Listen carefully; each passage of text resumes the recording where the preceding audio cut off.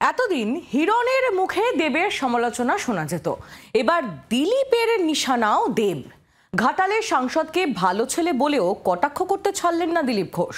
তৃণমূলের অভিনেতা সাংসদকে নিশানা করে কি মেদিনীপুরের চেনা মাটিতে উপস্থিতি জানান দিতে চাইছেন রাজ্য বিজেপির প্রাক্তন সভাপতি? দিলীপের দেব কথায় বাড়ছে জল্পনা।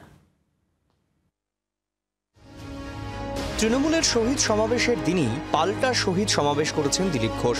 সোমবার খড়গপুরে বিজেপির শহীদ শ্রদ্ধাঞ্জলি সভায় যোগ দিয়ে উড়িয়ে দিয়েছেন দলবদলের জল্পনা। অনেকেই খড়গপুরের কর্মসূচিকে রাজ্য বিজেপিতে দিলীপের নতুন করে সক্রিয় হওয়ার বার্তা হিসেবেই দেখছেন। এরপর তিনি ঘাটালের তৃণমূল সাংসদ দীপক অধিকারী ওরফে দেবকে নিশানা করে ফের চর্চায় দিলীপ। দেব প্রত্যেকবার ইলেকশনে বলে এবারে যদি ঘাটাল সমস্যা সমাধান না করি আমি রাজনীতি ছেড়ে দেবো। আবার ইলেকশনে দাঁড়ায়, আবার ওখানকার লোকেরা ভোট দেয়। ওখানকার মেদিনীপুরের ছেলে, ভালো ছেলে, কিন্তু এরকম ভালো ছেলে, নিকম্মা ভালো ছেলে কী হবে? ঘাটালের সাংসদ দেবের পাশের কেন্দ্র মেদিনীপুরের প্রাক্তন সাংসদ দিলীপ।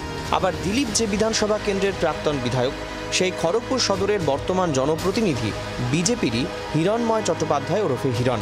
রাজ্য রাজনীতিতে যিনি বিরোধী দলনেতা শুভেন্দু অধিকারীর কাছের লোক বলে পরিচিত। অতীতে বারে বারে টলি হিরো দেবকে নিশানা করেছেন আরও এক হিরো হিরণ। এবার সেই ভূমিকায় দিলীপও। কার চাপে সে রাজনীতি করছে? কেন বারে বারে দাঁড়িয়ে ঘাটালের লোককে ধোকা দিচ্ছে? রিজাইন করে দেখাও একবার দম থাকলে। মেদিনীপুরের লোকের মেরুদণ্ড থাকে, তারা চামচাগিরি করে না। ব্ল্যাকমেল করে রাজনীতি করা হচ্ছে। এমনকি তাকে যে ডাকানো হয়েছিল গরু পাচারের টাকা বলে, টিএমসির লোকেরাই করেছে কনস্পিরেসি। এবং প্রত্যেকবার তাকে বলা হয় তুমি যদি ভোটে না দাঁড়াও তোমার সিনেমা বন্ধ করে দেবো,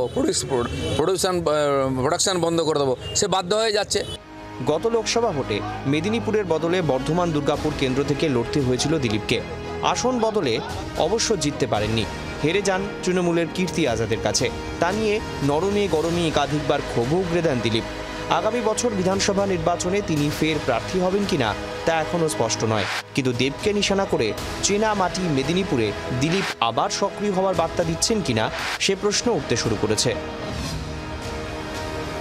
দিলীপ একা নন, সক্রিয়তার বার্তা দিচ্ছেন দাদার অনুগামীরাও। মঙ্গলবার যার ইঙ্গিত পাওয়া গেল কলকাতার আহিরিটোলা ঘাটে। ফেরিঘাটের পাশে ঝোলানো ব্যানারে লেখা 21শে জুলাই যারা দিলীপ দাকে জোর করে তৃণমূলে পাঠাচ্ছিল তাদের ঝাঁপ দেওয়ার স্থান। পবিত্র গঙ্গায় স্নান করে নিজেদের পাপের ঘরা কম করুন। এই পরিস্থিতিতে বসে নেই হিরণ। 26-এর ভোটের আগে খড়গপুরবাসীর মন জয়ে সোশ্যাল মিডিয়ায় তৎপর তিনিও। আমি গত 4 বছর ধরে খড়গপুরের জন্য কি কি কাজ করেছি সেগুলো শীঘ্রই আপনাদের সবাইকে জানাবো। বিস্তারিতভাবে আপনারা সব জানতে পারবেন। আমি বা আমার টিম আমরা সর্বান্তভাবে চেষ্টা করব যে আপনার সমস্যার সমাধান করার, এবং আপনার পরামর্শ নিয়ে আমরা খড়গপুরের আরও কি উন্নয়ন করতে পারি সেটাও আমরা চেষ্টা করব। এর মধ্যেই দেবের পাশে দাঁড়িয়ে আসরে নেমেছে তৃণমূল শিবির। 2014 সাল থেকে দেব এমপি, 2014 সাল থেকে আপনার নরেন্দ্র মোদীও প্রধানমন্ত্রী। উনিও তো প্রত্যেক বছর আজকের দিনে আসার কথা বলেন। প্রত্যেক বছর বলেন এবার জিনিসপত্রের দাম কমবে। প্রত্যেক বছর বলেন এবার দেশে সন্ত্রাসবাদ মুক্ত হবে। কোনবার হয়? রিজাইন করেছেন।